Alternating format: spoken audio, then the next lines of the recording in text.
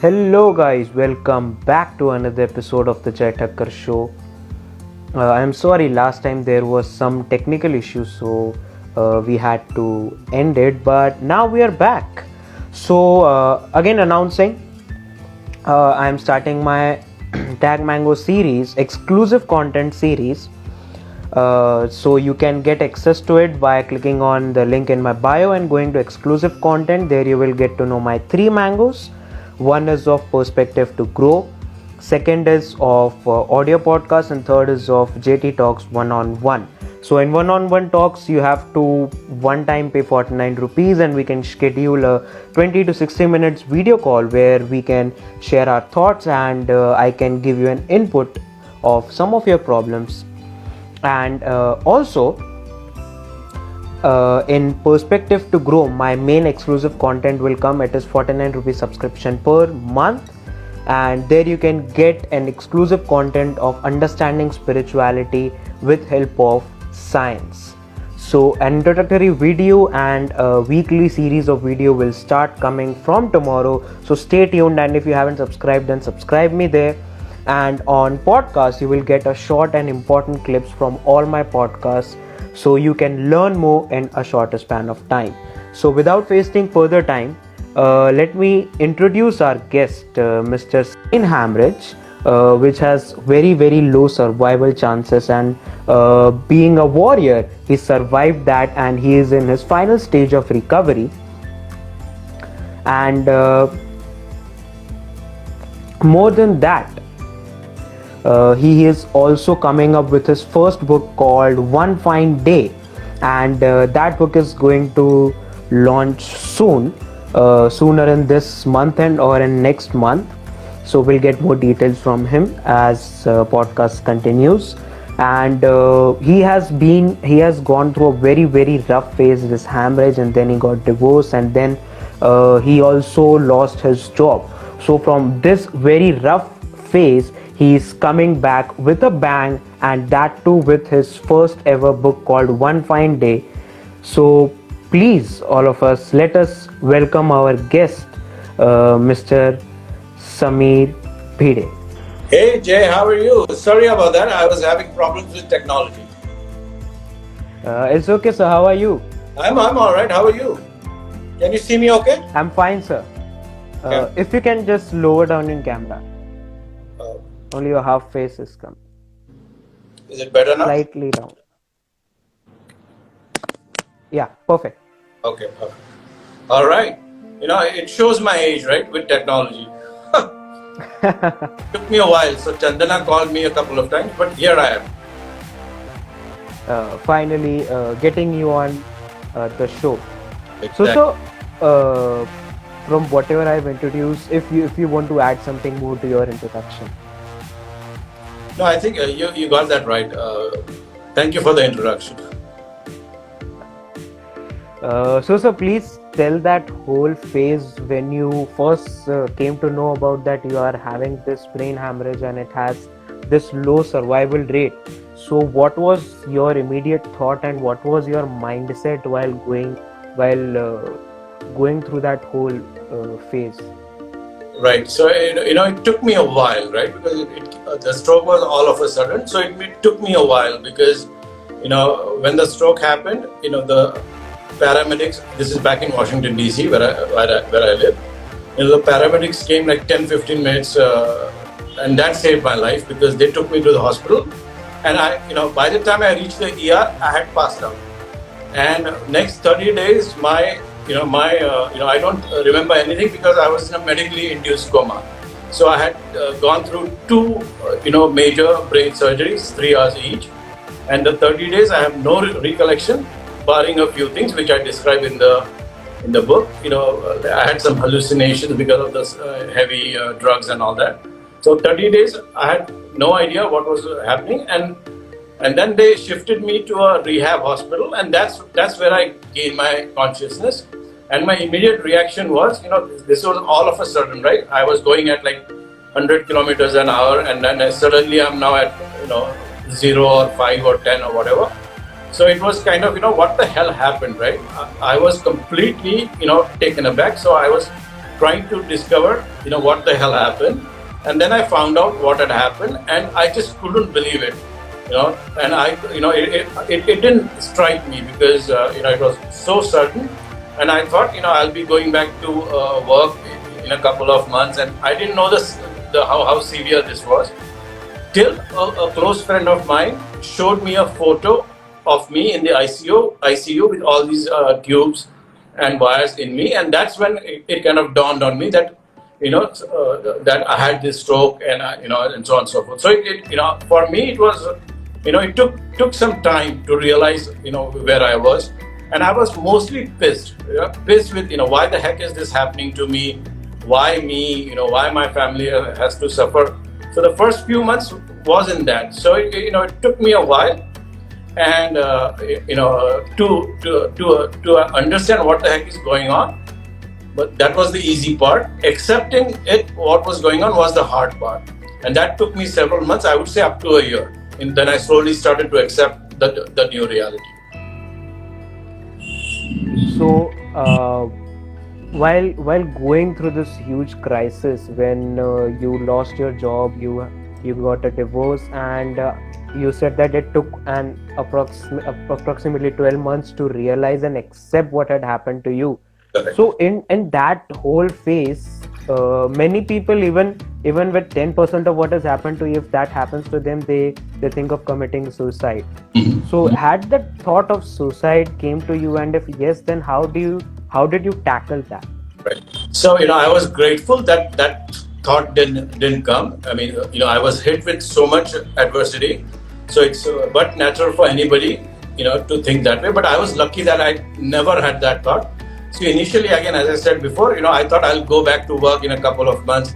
So so that was in my mind. Then after a couple of months, when I started to realize that this is a long-term thing, and then I started to accept it, and still so my new mantra became, it is what it is, right? There's nothing I could do, and I started that helped in my acceptance.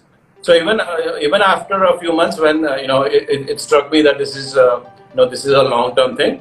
Luckily also, even that time, I didn't have those kind of thoughts, and I was extremely lucky, and that I never ever once have thought of that. And it gave me strength, every day to wake up, and I was just thankful that this was such a rare stroke, and how lucky I was, and those thoughts I kept in mind. So the possibility of thinking about suicide and all that never ever happened, and the only thing in front of me was that how can I get better, and how can I go back to my old self. That was my driver, even though I knew it was going to be tough, and even after 3.5 years, I can say I'm maybe 60% there. So, sir, what do you think? What was the reason that the thought of suicide and all those negativities were staying away from you? So, was that the atmosphere which you were into during that recovery phase, or the phase of acceptance, or what was that thing which kept you motivated, that no things are going to happen good? So what was that which didn't allow you to go to that direction? Right. So as I mentioned before, the first 12 months I was totally pissed. Why is this happening to me? I mean, those thoughts hounded me for the first 12 months. And then as I started to recover, right, I mean, it was every day I would wake up, and I had that realization that how lucky I was. It was a stroke. It's like probably the stroke I had is a maximum of 1,000 people get it in the US out of 330 million, and many die, and a few survive. So I'm in the survivor group. So I kept reminding myself, how lucky am I? In spite of all these things, in spite of being pissed. That's one thing I kept in mind, is like I was extremely lucky. So that was the lucky factor, the rare stroke. And then also, if the stroke was a little bit right off my cerebellum, I would have been paralyzed for life. So that too was a major factor for me to keep thinking. So I kept thinking that only the positive things, saying, look, it could have been so much worse. I could have died.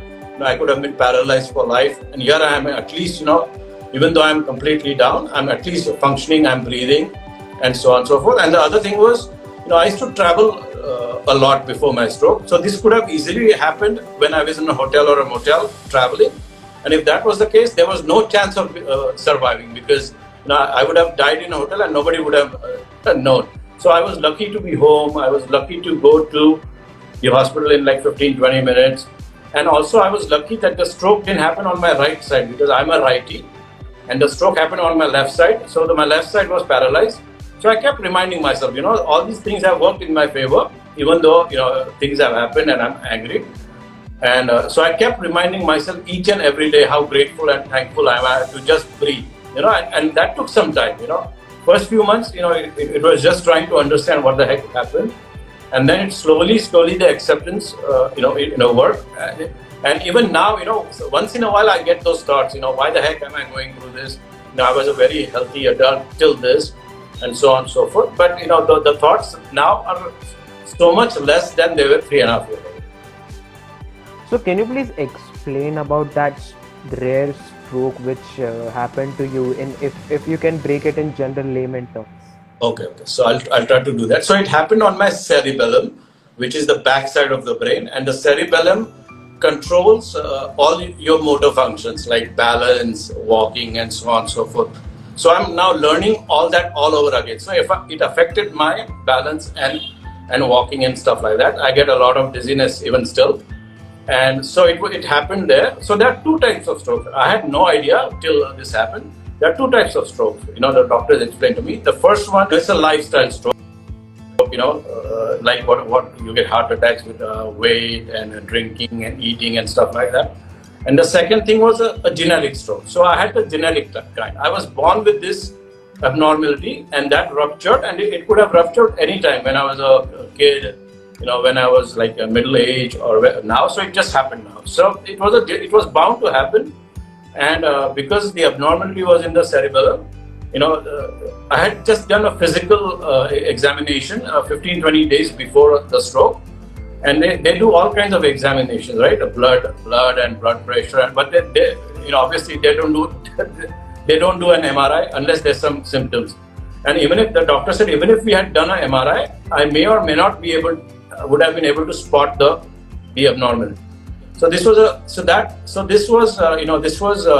all of a sudden, and that's why I was wondering, why the heck, I was completely doing everything was fine. So this would have happened, and even I was trying to explain this to my mom, the genetic stroke, and she's like, oh, when I was pregnant with you, should I have done something different? I said, nothing to do with you. I was born with this, and it was going to happen, and I'm lucky I survived. So that's why it's such a rare thing. So a lot of people have these abnormalities, but they don't rupture. Mine ruptured, and that's the rare part. A lot of people live with these abnormalities and nothing happens to them. But some people it ruptures and it results in a stroke, hemorrhage, and that's what happened. Oh wow! So coming on your book, One Fine Day. What inspired you to write the book? So you always wanted to become an author, or during this recovery phase, what was that which inspired you to write this book? So number one, I absolutely never ever imagined that I will be writing. I always thought I'll be a corporate guy. So there was no thought of writing anything before my stroke. But as I recovered from my stroke, I wanted to make sure I give back to society, because I had learned so much, and especially in the last 3 years now. I've learned so many things I've done, I've tried, tips and lessons learned. So I wanted to help others, because I had absolutely no idea, what it takes to heal your mind, body and spirit. And I've learned throughout the course, and I just wanted to share that with others. So the thought came into my mind is, how am I supposed to do that, right? So I found a way by penning the memo. So that was my main goal. So it happened like roughly around 1 year after the surgeries. And I started thinking, I need to do that. So I started writing last year, and finally we'll be launching it on December 8th. So the primary goal was to help others, period. And what I found, first of all, writing about stuff, and in my mind I was trying to help others. In fact, writing about it has helped me more. So it's much more cathartic to write about stuff. I wasn't sure, right? So it's helped me in my healing process, writing about the stuff, and of course it's going to help others, hopefully. going through any adversity. So in the book, I'm not talking just about having a medical crisis or whatever. It could be anything. It's any life change, good or bad. It could be a divorce. It could be a layoff. It could be a medical crisis. It could be a personal thing. It could be a professional thing. It could be a good thing, and all, like getting married, having a child, and so on and so forth. So the bottom line is that one fine day, anything will happen, good or bad, and you have to be ready to accept the new normal, because all these, good or bad things will result in a new normal, and you have to adapt to it. So that's what I wanted to write the book about. Not because it's not a top, it's a prescriptive book, top 10 things to do when facing a stroke or facing a medical illness. No, it's not that. It's about how to face your new normal, whatever it is for anybody. Great. So, what in general, what can we learn above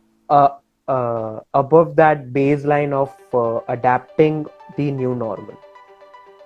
I'm sorry, say that again. I didn't get the question. Sorry. So, what in general we can learn from the book adapting to the new normal?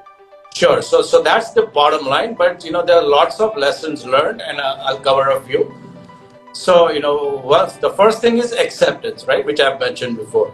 Now, I've slowly learned how to accept things. And that's something I share in the book, that it's hard, it's difficult, but that is the only choice one has, that you have to accept the situation. It's not what is happening to you, how you react to what is happening to you.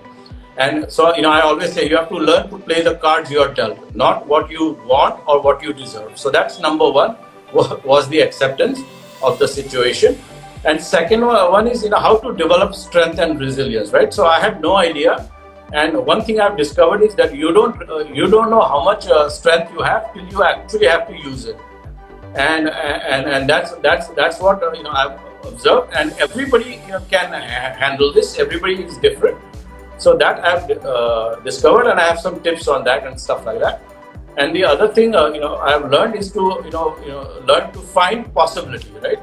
Because there are so many suggestions from so many people, and they mean well, and but you have to take ownership of your decisions and find the possibility, right? Find the possibility, whether it's about your recovery, your treatments, the course of action, what you want to do next, and so on and so forth. So finding different possibilities, like I found a lot of things to do with the Western, non-traditional Western things, like consuming CBD oils, which is a big debate here. But in the US, it's medically approved, so you can use that. So I tried that. I tried a few of the other things like high frequency tunes and all that. And then I also tried, the Eastern holistic treatments, including yoga. When I grew up in India, I never had done yoga. It wasn't cool that time, and now it's cool. So I've tried now doing a lot of things. Number one thing I have learned is meditation. It was I never ever done it. It was extremely hard. To meditate is not easy at all. But once you meditate, it helps you calm down. And so I've learned over the period of time how to meditate. And then I've done some other things to calm me down, like pranayama, Brahmari, and so on and so forth. So I've tried all these things to find, again, trying possibilities, right? So next on my radar are things like doing biofeedback treatment, which I haven't tried so far, and doing Botox treatments for my headaches. So not for my skin, but Botox can be for headaches. So that's when I go back, I'll try that. So I think that's one of the major lessons learned. And one of the other ones is, I have learned over the 3.5 years, there's so much things happening to you, but there's always some unexpected benefits, that you have to explore, right? So for example, right, before the stroke and before my divorce, I never ever cooked. So now I'm in the process, I've learned how to cook, and I've learned how to do that. And so again, that was an unexpected benefit. And again, and the second benefit was, before the stroke, I struggled to do consistent exercises and consistent, getting into shape and stuff like that. And now I'm forced to do it because of my health, obviously. So again, the unexpected benefit is that, I'm getting much more fitter, even though I'm so sick. So and again, right, you have to explore. Everyone has some unexpected benefits, So you have to explore, So that's definitely one of my lessons learned. And then I discovered to find balance in everything I do. Whether it's yoga, whether it's CBD oils. I try to, whether it's decisions on my life, decisions on the book. I try to balance, right? I don't go to extremes. Ki bhai, yoga means yoga, or CBD oils means CBD oils. I try to have balance, and that's one of the lessons I have learned is no, whatever therapy, whatever treatments, Eastern, Western, you have to find balance and strive for balance. And that, to me, I think it's not when you're sick, but also throughout your life, is to achieve balance. I talk about that in the book, and that's probably the lessons learned. So there are a few more, but I don't want to cover that right now. We can talk like this for 2 hours. Now, as Instagram has allowed us for 4 hours, so we can. Okay. So one question that stuck in my mind is, nowadays people find very hard to accept some things. Like for example, if I got rejected in terms of relationship, in terms of my jobs, Right. or in any big or small things, people find it hard to accept. So what would be your advices to them in terms of accepting the situation the way it is, and also how to move on without getting into that negative aspect of committing suicide or those all things? So first of all, Jay, having these negative thoughts is okay. It's not like really bad, right? We are humans, right? So having these negative thoughts is okay. But what I found to be the most beneficial for me, and again, before my stroke, I was never like this. I found it very, very beneficial talking to other people, whether it's my family, whether it's my friends. I started talking to a clinical psychologist. Before my stroke, I absolutely didn't believe in all this touchy-feely stuff. But after my stroke, I started talking to a psychologist. So whoever you're comfortable with, sometimes you're comfortable with family, friends, and there are also like national hotlines out there where you can talk to complete third party, or you can talk to a clinical psychologist. But that helps. That helps in accepting it is what it is, right? And these yoga things I did, pranayama, meditation, that overall helped me become calm and keep focused and start accepting destiny as so that benefits that way. So I would say talk to people. It can be anybody. Talking does help, and whether it's family, friends, or a psychologist or whatever, and do some breathing exercises, pranayama and stuff like that, and that helps you calm down, and then slowly and again, you don't switch on and off that, oh, now you're accepting this. It takes time, and it's perfectly okay. Yeah. Perfectly okay to take time. I had my struggles over the first year, and even now after 3.5 years, I still, but I still feel that why is this happening to me? But it happens just once in a while versus every hour of the day, 3.5 years. So that would be my talk to someone.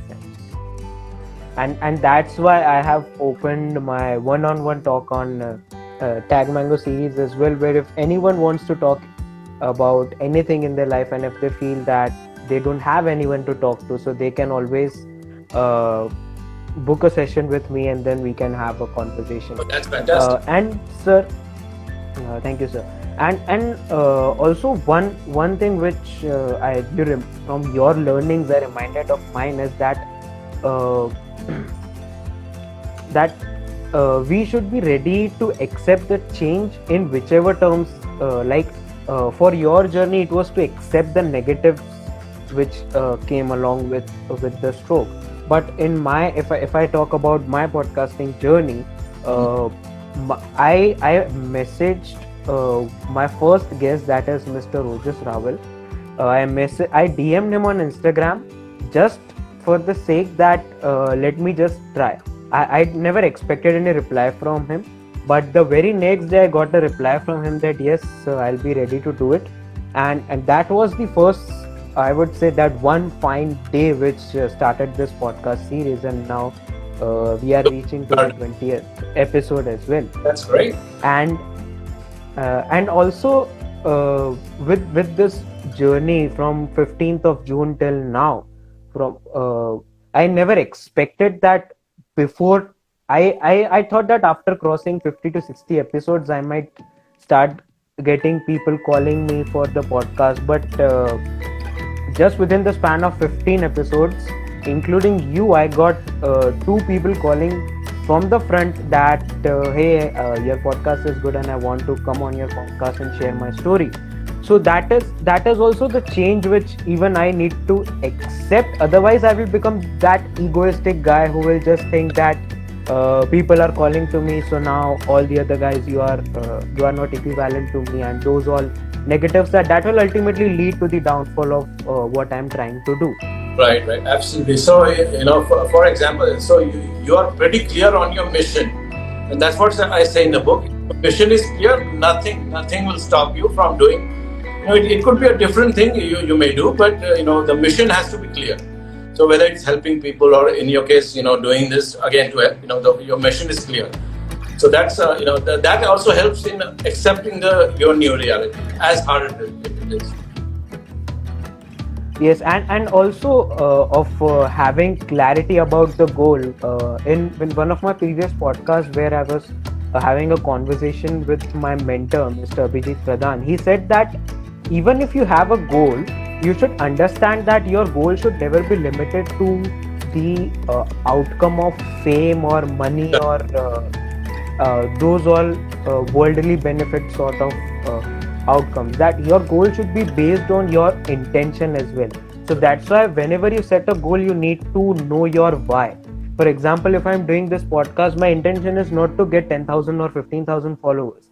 My main aim is to get inspiration stories like yours to common people so that they can get more perspective towards each and every aspect, and then it can help youth to grow, because now youth is having the maximum power talking about India and all over the world as well.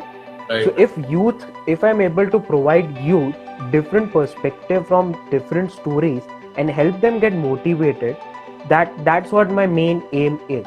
Fantastic. For the podcast. So now moving forward, that whole journey, you said that now I'm a completely different person. If you can tell that what exact difference you found in yourself when you've gone through this yoga, meditation, Right. CBD oil and all those recovery processes, what changes have you found in yourself? I think the number one change I have seen, and some of my close friends and family have seen, is I've become much more compassionate and empathetic. Not that I was an asshole before, but I'm much more empathetic and compassionate now. So that's definitely. Before I was a very cutthroat person, like many of us, working in corporate and stuff like that. So I always now think that if I ever go back to work, will this compassion flow into the business world? Because in the business world, we are not, it's kind of, being compassionate is not looked upon as a good thing necessarily. So that's the number one thing which I have discovered is how I've become more compassionate and I focus more. I used to do those things. I used to help others before, and now that has become my mission in life. My calling, as I say. So that and talking about calling as well. So I've in also one of my previous podcasts where I was talking about how you can discover your what we can say Swadharma in terms of Chanakya, and in terms of in general layman terms, you can tell how you can discover your path, career path. So at that time, Dr. Radhakrishnan Pillai sir was there on the podcast, and he said that there are three ways to find that. First one is that you need to write down your interest, non-interest, and you can analyze it from a third person perspective, and you can get to know. Right. Second is that, like you said, life will help you in finding out your own goal. Like you got the stroke at the age of 47. Right. So even your story says that age doesn't matter. You found you're finding you found your calling after the age of 47, and that's what he said, that even Gandhiji found his calling after his 20s or 30s. So that is also a thing that people generally wait, that calling will come at the age of 25, and after that Right. I'll start doing. Right. But it's like that, we also need to self analyze ourselves. Unless and until we don't analyze ourselves, and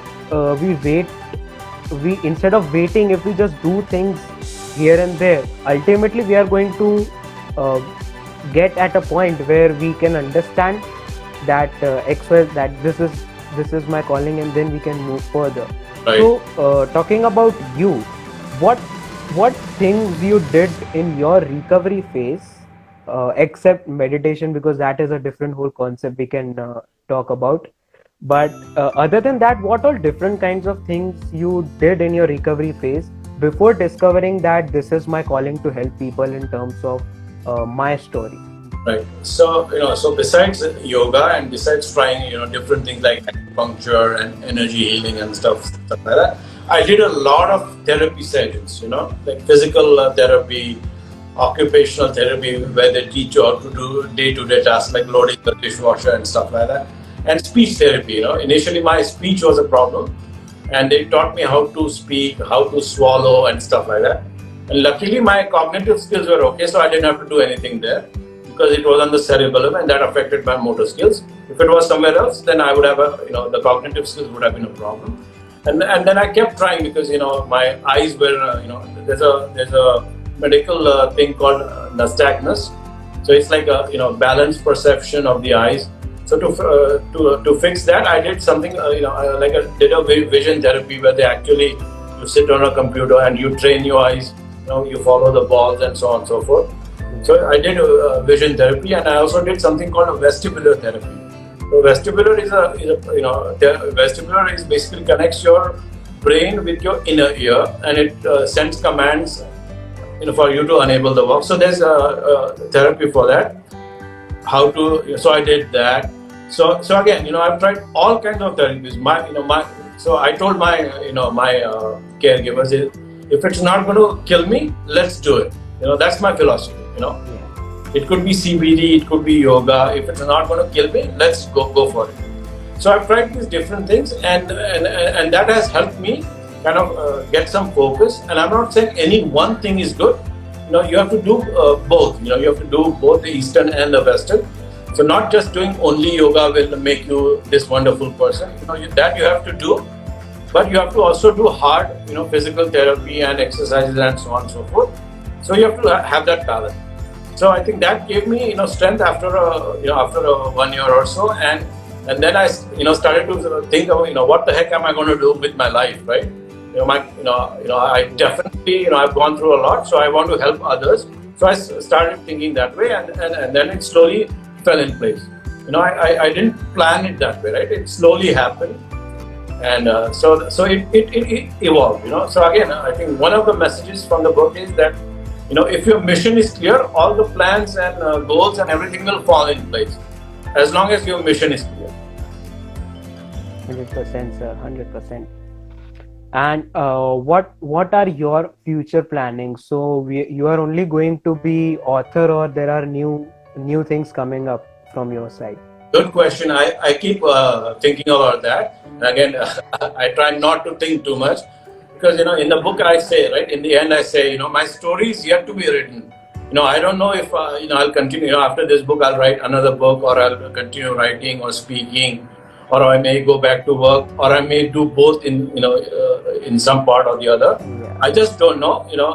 So I'm not planning anything. I'm just going with the flow. And this is where the goals and priorities come. Before, I used to be stuck with my goals and priorities. I want to do this, and I have to achieve by this and this time or age or whatever.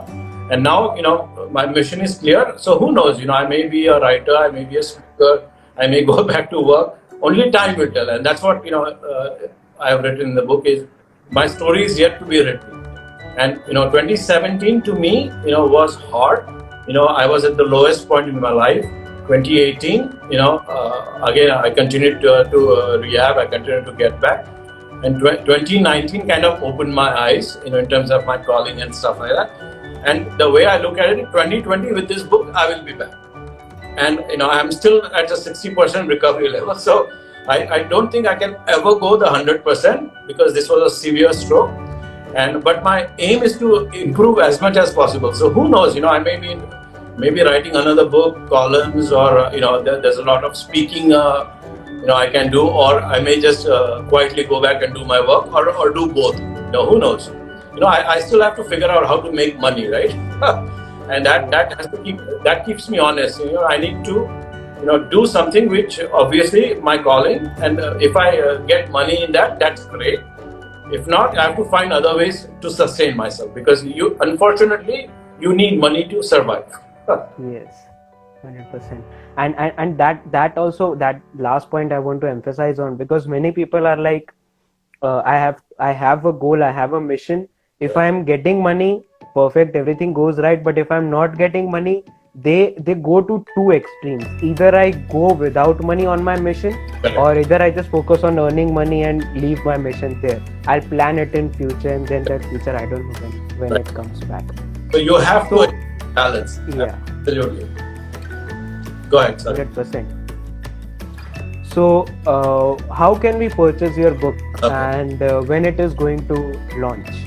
So it's going to launch on December 8th, and it will be launched globally, and it will be available all throughout the world, including India. And the places here in India where you can get the book are obviously Amazon and Flipkart, and places like Snapdeal, and I think there's something called ShopClues and Rediff, and so on and so forth. So definitely I would say Amazon and Flipkart are the top two in terms of finding first prices and stuff like that. But it will be available on all Amazon platforms all over the world, and much more. Like Barnes and Noble in the US, and so on and so forth. So that's I wanted to make sure that I go global, because this can affect anybody, right? This is nothing to do with being an Indian or being in America. It could happen to anybody, rich or poor, old or young, East Asian or Western person, things, these kind of things. So I wanted to go global with my message, and that's what I'm going to try to do, is launch it globally. 100%. So how was this podcast, and any tips for improvement? Or No, I think this is great. I think your mission is very, very good, Jay. I think the podcast was very good, and I've listened to some of the other podcasts, and especially the one of your mentor. I forgot his name, but that was good. It's serving a nice niche, because everybody needs this kind of information, and people don't know, right? I mean, I didn't know anything till things happened to me, right? And again, that's one purpose of the book is, I don't want a tragedy to happen to others so they can do the these kind of. I just want them to be prepared upfront. I mean, life may be going fine, but you have to do certain things, to prepare yourself. Right? You have to be healthy. You have to focus on, keeping yourself calm and so on and so forth. And you don't have to wait for a tragedy to happen. That was my goal with the book, and that's probably what your podcast is also helping a lot of people. Yes, and also podcast is also a form where people can listen to similar stories like them, and they can get solution and they can work on it. And also, if people are going through low phases, then they can hear an inspirational podcast like this, and they can heal themselves better and faster. Exactly, you use the right word, heal themselves. And watching this podcast and stuff like that, you realize that you're not the only one. Everybody has some problems, and there are some lessons learned from everybody. So you take the best out of those lessons and get motivated. But that's the bottom line. Heal yourself. 100%, sir. So thank you so much for coming on this podcast and sharing your story and inspiring every one of us with your learnings. So very, very all the best for your book, sir. We hope that your book goes a global success, and you achieve your mission successfully. Well, thanks a lot, and thanks for having me. This was really nice. Thank you. Thank you so much, sir. All right. Take care. Take care, sir.